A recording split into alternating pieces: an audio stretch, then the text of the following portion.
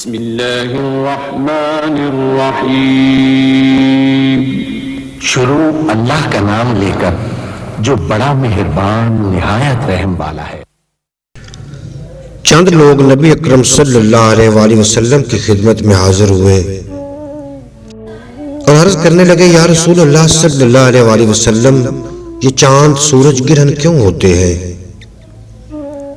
تو رسول اللہ صلی اللہ علیہ وآلہ وسلم نے ارشاد فرمایا، جب دنیا کے بندوں کے گناہ بہت ہو جاتے ہیں، بہت سی گستاخی ظلم کرنے لگتے ہیں، تب اللہ تعالیٰ کی طرف سے حکم ہوتا ہے جس پر سورج چاند گرہن واقع ہو جاتے ہیں اور گناہ گاروں کے چہرے سیاہ کیے جاتے ہیں تاکہ لوگ عبرت پکڑیں۔ جب چاند گرہن محرم الحرام میں واقع ہو تو اس سال خون اور فساد برپا ہوں گے، اور اگر ماہ ربیع الاول میں واقع ہو تو اس سال قحط اور موت زیادہ ہوگی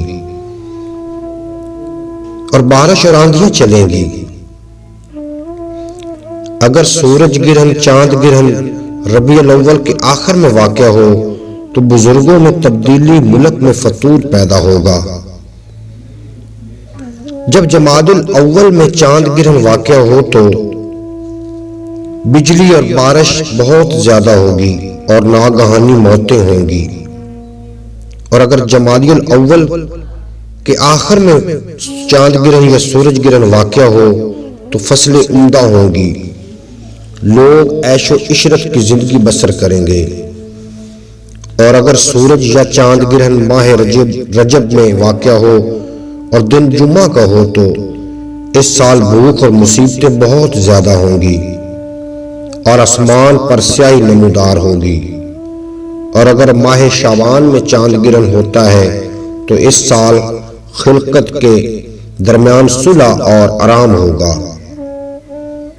اور اگر ماہ رمضان میں چاند گرہن ہو تو اس سال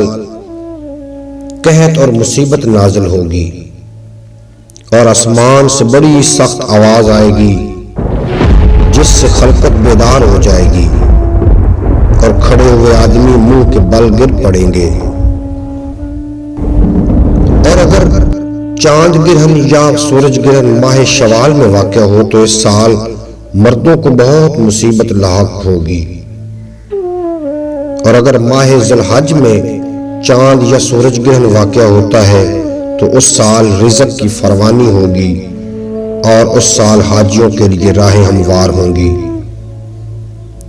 امید کرتا ہوں کہ آپ کو یہ ویڈیو بہت اچھی لگی ہوگی۔ اگر اچھی لگی ہو تو اس چینل کو ضرور سبسکرائب فرما لینا اور بیل آئیکن کو پریس کر لینا۔